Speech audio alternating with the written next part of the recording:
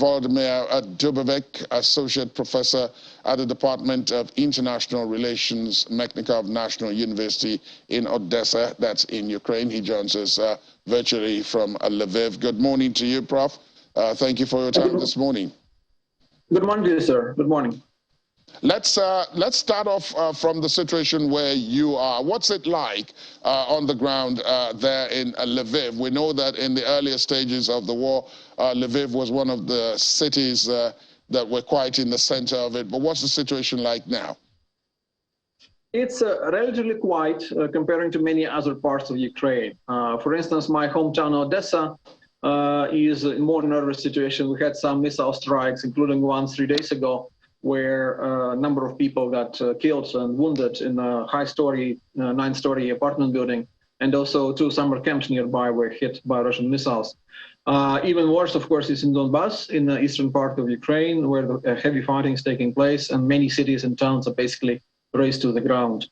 Well, we probably heard about Mariupol in the previous months, which is basically non-existent right now as a city, and only about 100,000 people staying there. Out of 500,000 before the war. So comparatively speaking, this Western Ukraine is not that difficult situation because we are far away from those Russian troops. Missiles can fly here, obviously Russian missiles, and they do. They primarily so far been hitting, with few exceptions, have been hitting infrastructure, oil reservoirs, electric power facilities, and things like that. So they're trying to the Russians are trying to disrupt the flow of weapons into Ukraine and other goods into Ukraine, and also to endanger the entire possibility for Ukrainians to travel back and forth between the country on one hand and immediate Western neighbors like Poland, Hungary, and Slovakia on the other hand. What's it like on the ground in terms of access to medical supplies, groceries, things like that? Are you able to retain? I mean, you're speaking to me virtually, so that means that the telecommunications at least is working. But is it stable, or does it, does it fluctuate? What's everyday life like? Do you have access to information? I mean, you're an academic, so I mean, you thrive on information. Do you have access to this? And how has it been with family members? Because at base, that is the most important thing before you now talk about what is happening in the country itself. Sure, absolutely. Great question. Thank you, sir. I think that I'm fine, actually, and most people around me here in this region, we're fine. We have this access to information. Internet is working, electricity, power supply, water supply, what have you. Everything's fine, and we haven't been affected too much by the war. But we are starting to feel the effect because the economy is being destroyed with heavy Russian bombing and shelling. It costs us a lot. And our budget, national budget, is empty right now. So we're heavily relying now on international financial assistance. I, for instance, already had little delays with my payment, my salary being paid to me. Nothing major so far, but it could get worse as the war drags on. The food is available too where I am and in most places in Ukraine. And actually, surprisingly, Ukraine is a resilient country and it's not a failed state. Even with this massive invasion ongoing, we have a government which is functioning. We have a president who hasn't left. He's been suggested several times to leave Kyiv for his safety. He said, no, I'm staying where I am in the capital of the country. So there is still a major consolidation of the Ukrainian people and being resilient in this attempt to withstand and fight back the Russian invasion. In some places where there is a heavy bombing and shelling, of course, in the east of the country, in some places in the south, like, for instance, the city of Mykolaiv, which is just about 100 miles, even less, from my hometown of Odessa. There is more of evacuations and more troubles with internet and water and electricity and food and medicine. The medicine is a huge issue in those areas, like occupied areas, like Mariupol I mentioned already, some other places. People are not getting enough insulin, for instance, and many other medicines. So it's becoming a huge problem also in the south, the Kherson region, which Russians quickly occupied. But now our armed forces are trying to counteroffensive there. They also lack some very basic supplies. Let's talk a bit more broadly about the conflict itself. Now, naturally, I mean, being Ukrainian, you feel this personally, and there is the question of what is it possible to do for peace? Because all previous attempts have failed to achieve any kind of peace since this started on the 24th of February. But do you think that there is any chance that this matter could be resolved other than on the battlefield? And I ask that question based on what is happening on the ground. There are so many people who are prepared to support Ukraine, but the fighting is taking place in Ukraine. It's not taking place in any of those places. As you've already identified, a lot of destruction, particularly of infrastructure, is taking place, not to talk about the human toll. But as an academic, maybe I can ask you to, for a moment, separate yourself from the Ukrainian in you and look at this matter somewhat dispassionately. What do you think could be done, particularly by those who are in a position to influence both sides, to bring both to the table and stop all this carnage? Right, and that's a great question. Thank you, sir. And actually, let me say that I'm very grateful to you and people in Nigeria who are listening to our conversation. It's really very important to us, valuable for us, that people around the world, despite their own problems on the ground, they're still paying attention to what's happening to my country in this war of Russia and Ukraine. So thank you. In answering your question, let me say that, of course, the war is a terrible thing on Ukraine. It's going to bring down our economy. We're going to be really under receiving the incomes or the earnings from the economy. There are big plants that are shattered. Most of our industrial base is actually in the east of Ukraine or southeast of Ukraine, where the war is happening, and some of the biggest of them have been destroyed beyond repair.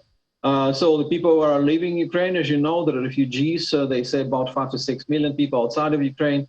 And then also there are people like myself, internally displaced persons, IDPs, who are even bigger in number, maybe something like 8 million or something.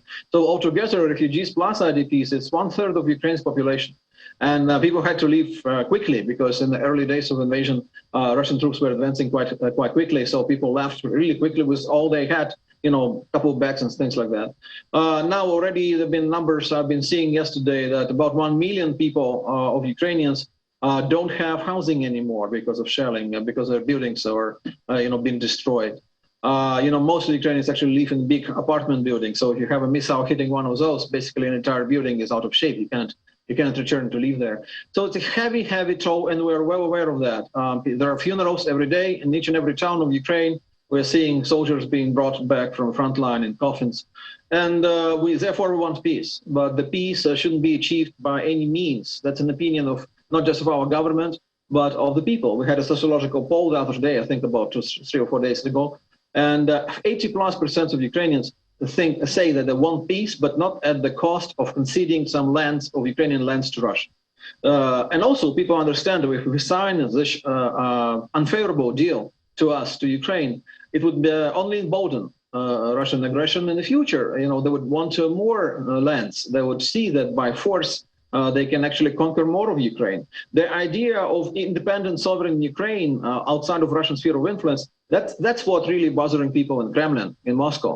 And if any part of Ukraine will sustain, and even get stronger, or maybe even get closer to the West, or some Western institutions or alliances, that is unacceptable to the current political elite in Moscow. So therefore, we actually need to live through these very difficult times and not to let them in a strong negotiation position in the end when they would be able to dictate us the conditions of peace.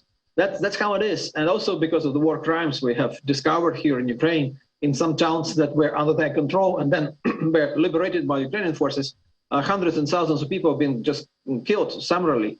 And that's really created a certain atmosphere in a society. There's a certain mood, there is a certain attitude with people who are saying, yes, it's a tough war, but we cannot let them prevail because it would be fair and it wouldn't be safe for us in the future.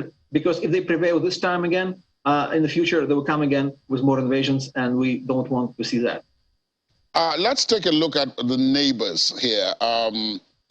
The neighbors can broadly be divided into 2 groups. There are those who are already pro-West. They're already firmly in the Western alliance, the likes of Poland and others. And then there were those who were sort of neutral.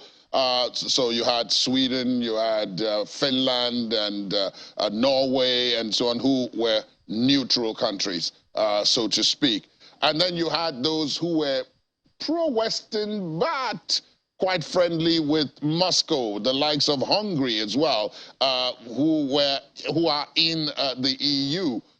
So at these three groups, how have they, do you think, related to the conflict in Ukraine? I know that you referenced the fact that Poland has borne quite a bit of the brunt, because a lot of people who had to leave Ukraine at the start of the war went for the nearest borders, and the nearest borders were into Poland, and Poland welcomed them with open arms.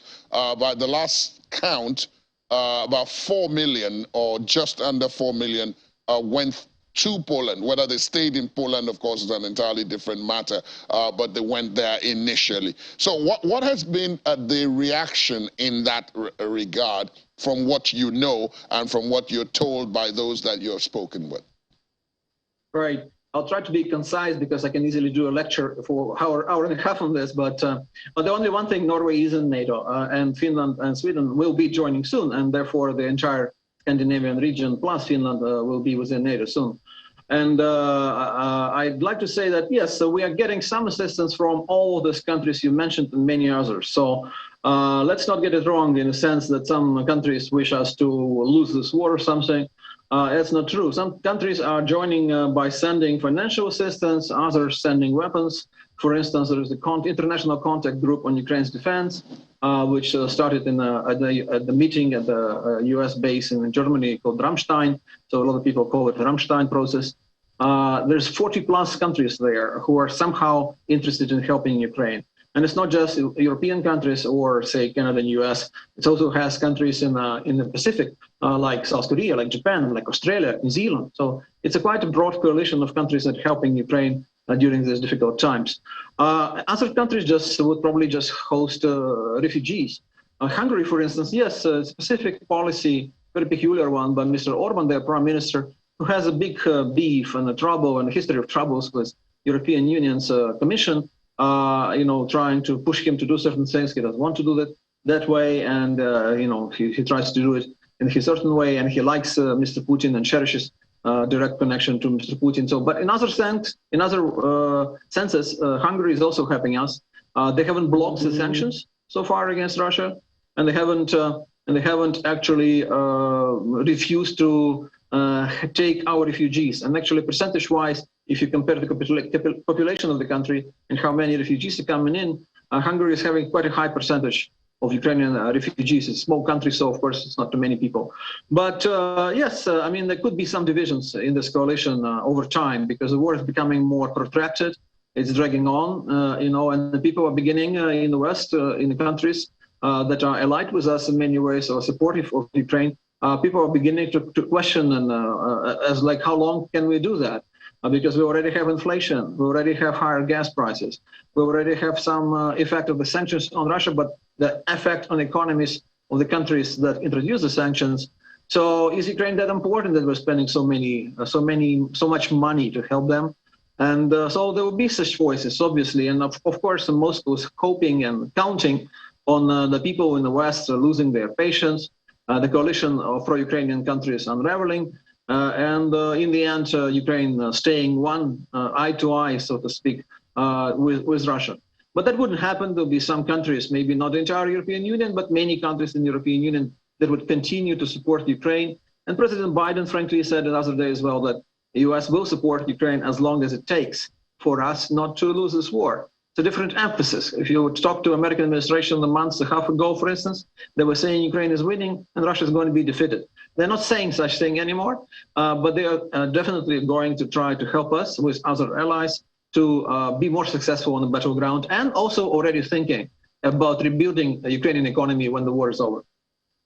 I must say that I am impressed by your fair analysis. Sometimes it's a bit difficult to believe that you are Ukrainian, but Prof, I want to thank you very much for your time this morning, and to wish you well, and please keep safe along with the family. We all pray that this will be over as soon as possible so that life can begin to return to some sort of normalcy. Vladimir Dubovic, Associate Professor at the Department of International Relations, Mechnikov National University, Odessa, but now speaking to us from Lviv. Thank you for your time this morning. Thank you, sir. Thank you for having me. Thank you. After the break, Russia is to supply Crimea with electricity from occupied power plant in Ukraine. Please join us again.